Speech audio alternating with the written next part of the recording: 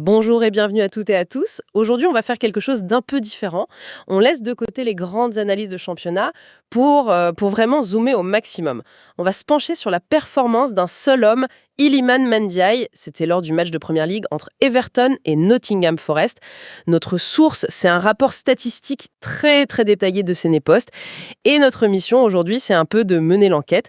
Le score final, 3-0 pour Everton. Bon, ça on le connaît, c'est la conclusion. Nous, ce qu'on va faire, c'est chercher les indices, les preuves qui se cachent dans les chiffres pour comprendre comment Ndiaye a réellement influencé cette victoire. Oui, et je pense que c'est une approche qui est essentielle, surtout avec un joueur comme lui. Son impact, c'est pas toujours dans les actions qui font le tour du web, hein. C'est souvent beaucoup plus subtil.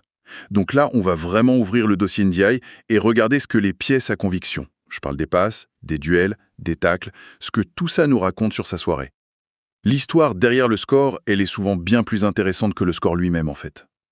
Alors, commençons par la pièce principale, celle qui saute aux yeux de tous je pense. La passe décisive. C'est le fait saillant de son match. On est juste avant la mi-temps, 45+3, Everton mène 1-0. Et là, il délivre la passe pour le but de Tierno Barry. Ce n'est pas anodin, ce timing. Ce n'est pas anodin du tout. C'est même le moment parfait pour frapper. Marqué juste avant de rentrer au vestiaire, c'est un coup de massue psychologique pour l'adversaire. Ça change tout. Ça change complètement la causerie de l'entraîneur à la mi-temps. Pour l'équipe qui encaisse, on passe de « les gars, on tient, on peut revenir » à « ah bon, comment on va faire pour en marquer 3 ?» C'est un geste qui pèse double, vraiment. Et ce qui est fou, c'est quand on creuse un peu dans les stats qui sont à côté, le rapport nous dit « une occasion franche créée, une seule ». Une seule. Alors, est-ce que ça veut dire ce que je suis en train de penser ? Ça veut dire exactement ça.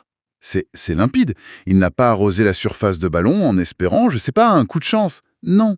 Il a créé une seule, une unique, une véritable occasion de but pour un partenaire. Et elle a fini au fond. Un but. C'est clinique. Ça, c'est le genre de statistique qui doit rendre un entraîneur fou de joie. La qualité qui écrase complètement la quantité. Donc, cette passe décisive, c'est un peu le pistolet fumant de sa performance, l'indice irréfutable de son impact. Mais une seule action, même si elle est brillante, ne fait pas un match entier. Il a joué 90 minutes. Est-ce que le reste de son jeu offensif était au même niveau ? Ou est-ce que c'était juste un éclair de génie un peu isolé ? C'est la grande question. Et pour y répondre, il faut regarder le volume de son activité. Les chiffres bruts nous disent 42 touches de balle, 2 tirs dans la surface. Attendez, 42 ballons touchés en 90 minutes. Pour un joueur offensif, à première vue, on pourrait se dire qu'il a été assez discret, non ? Presque un peu fantomatique par moment. Est-ce que je lis mal les chiffres ? Non, la lecture n'est pas mauvaise, mais elle est incomplète. C'est là que l'analyse commence, justement. 42 touches, ce n'est effectivement pas le total d'un joueur qui va monopoliser le jeu. Mais ça nous dit autre chose.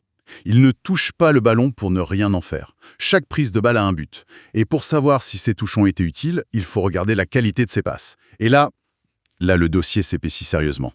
Sur 25 passes tentées, il en réussit 21. 25 sur 25 ? C'est 94% de réussite, ce qui est déjà très solide pour un joueur qui par nature prend des risques. D'accord, 84%, c'est propre.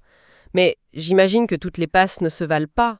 Une petite passe en retrait à son défenseur, c'est pas la même chose qu'une passe qui casse une ligne. Exactement. Et c'est là qu'on trouve l'indice le plus révélateur de son intelligence. Le rapport, il détaille ses passes dans le dernier tiers du terrain, la fameuse zone de vérité, là où tout se complique. Et dans cette zone, sous pression, avec très peu d'espace, ses stats sont encore meilleurs. Ah bon ? 7 passes réussies sur 8, soit 88% de réussite. 88%.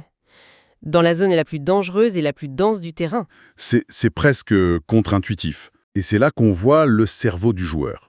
C'est ça qui est fascinant. Réussir près de 9 passes sur 10, là où ça compte le plus, ça veut dire qu'il a une vision du jeu et une technique qui sont au-dessus de la moyenne. Il ne fait pas la passe de sécurité, il fait la passe qui fait mal. La passe qui met le coéquipier dans une bonne situation. Il a en quelque sorte un ordinateur dans la tête qui calcule en une fraction de seconde l'option la plus intelligente. Alors là, c'est un élément qui change toute la perspective sur son match. Mais il y a un autre chiffre dans le rapport qui semble complètement contradictoire avec ça. Ça concerne les dribbles hors sol. Un seul réussi sur 3 tentés. 33% de réussite. Comment un joueur si lucide, si précis dans ses passes, peut être si peu efficace en 1 contre 1? Ça ne colle pas dans notre profilage. C'est une excellente observation, et c'est ça qui rend l'analyse passionnante. Si on prend ce chiffre tout seul, on se dit, bon, il a perdu ses duels. Mais si on le met en contexte avec ses 88% de passes réussies dans la même zone, une autre histoire se dessine. On dirait un joueur qui a fait un choix très clair. Pourquoi tenter un dribble, une action individuelle avec un taux de réussite aléatoire, quand une passe intelligente a beaucoup plus de chances d'aboutir? Donc ce n'est pas forcément qu'il est un mauvais dribbleur, Non. mais plutôt qu'il est un passeur trop intelligent pour s'encombrer du dribble. C'est exactement ça. Il semble privilégier l'efficacité collective à la gloire individuelle. C'est ça l'idée. Il choisit la solution la plus sûre et la plus intelligente pour l'équipe. En somme, il a troqué le spectacle pour l'efficacité. Il a choisi le scalpel de la passe plutôt que le marteau du dribble. C'est la marque d'une très grande maturité de jeu. Le portrait s'affine. On a un créateur qui ne joue pas pour la galerie, mais pour l'équipe. Mais notre enquête nous mène maintenant sur une piste, complètement inattendue. On pensait profiler un artiste, un attaquant. Mais les chiffres nous montrent aussi les empreintes d'un soldat, son implication défensive. Et ça, c'est souvent ce qui sépare un bon joueur d'un joueur qui est essentiel pour un collectif. Le travail de l'ombre. Le rapport mentionne qu'il a disputé 11 duels au sol. Oui, et il n'en a remporté que 4, ça fait 36% de réussite. Franchement, ça me paraît faible. Dans n'importe quel autre contexte, on dirait qu'il s'est fait manger physiquement. Pourquoi est-ce que vous voyez ça différemment? Parce qu'en première ligue, un championnat d'une intensité folle, le plus important pour un attaquant, ce n'est pas toujours de gagner le duel, c'est de le disputer. Le fait qu'il y soit allé 11 fois, ça montre qu'il n'a pas triché. Il a harcelé, il a gêné la première relance, il a forcé l'adversaire à jouer plus vite, à peut-être rater une passe. C'est un travail de sape en fait. Exactement. Le volume de duels disputés est un indicateur d'engagement total. Il ne s'est pas contenté d'attendre le ballon, il est allé le chercher. D'accord, je vois. C'est l'intention et l'effort qui comptent, peut-être plus que le résultat brut du duel. Mais alors, dans ce travail défensif, il y a d'autres statistiques qui sont, elles, carrément parfaites. Et celles-ci-là m'ont vraiment surprise. 2 tacles tentés, 2 tacles réussis. 100%. 100%. Plus une interception et un dégagement. Ce ne sont pas de gros volumes, mais la qualité d'exécution est impeccable. Et ces petites lignes, elles sont cruciales. Un 100% de réussite au tacle pour un attaquant, c'est rarissime. C'est le genre de statistique qu'un défenseur central vétéran adorerait avoir à son bilan. Ça montre un timing parfait, une lecture du jeu impeccable. Il ne se jette pas à l'aveugle en risquant la faute, non. Il choisit son moment et quand il intervient, c'est propre. C'est presque un camouflet pour les joueurs adverses. Non seulement il les met en difficulté avec le ballon, mais en plus il leur prend proprement dans les pieds. Donc si on rassemble toutes les pièces du puzzle, on est parti d'une passe décisive et on arrive à un profil bien plus complexe. Qu'est-ce que tout ça nous dit au final ? Ça nous dit que la note globale de 7.4 qu'il a reçue, elle n'est pas juste basée sur son assist, elle reflète ce portrait complet. On a un joueur qui, offensivement, a été d'une efficacité redoutable grâce à sa vision du jeu dans la zone de vérité. Et défensivement, il a fait bien plus que sa part du travail, avec un engagement constant et des interventions d'une propreté chirurgicale. C'est la définition du joueur moderne. Alors, pour conclure notre enquête, le profil final du suspect Iliman Ndiaye, ce n'est pas celui d'un artiste flamboyant qui a fait lever le stade à chaque touche de balle. Non, c'est plutôt celui d'un joueur terriblement intelligent, efficace et dévoué au collectif. Absolument. L'histoire que ces statistiques racontent, c'est celle d'un joueur qui a systématiquement fait les bons choix.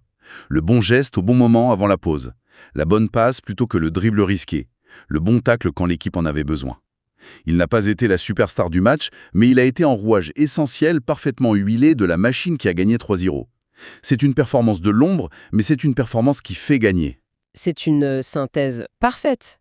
La performance d'un joueur est bien une mosaïque, et les chiffres, quand on les fait parler, nous montrent l'image complète, bien au-delà des résumés télévisés. Et ça nous laisse avec une dernière question. Une question qui dépasse un peu le cas d'NDI. On vient de passer un bon quart d'heure à décortiquer une performance basée sur l'intelligence, sur l'efficacité discrète et le sens du collectif. Dans le football d'aujourd'hui, qui est suranalysé mais aussi surmédiatisé, sur quoi les joueurs sont-ils vraiment jugés ? Est-ce que ce type de contribution complète, mais peu instagrammable, est vraiment valorisé à sa juste mesure ? Ou est-ce que le clip de 10 secondes d'un dribble spectaculaire, même s'il est suivi d'une paire de balles, aura toujours plus de poids que 90 minutes de choix juste ? Une note comme 7.4, ça essaye de capturer cette complexité. Mais Est-ce que ça suffit? Ou est-ce que l'essentiel du jeu se passe encore dans des zones que même les statistiques les plus poussées ne peuvent pas encore éclairer?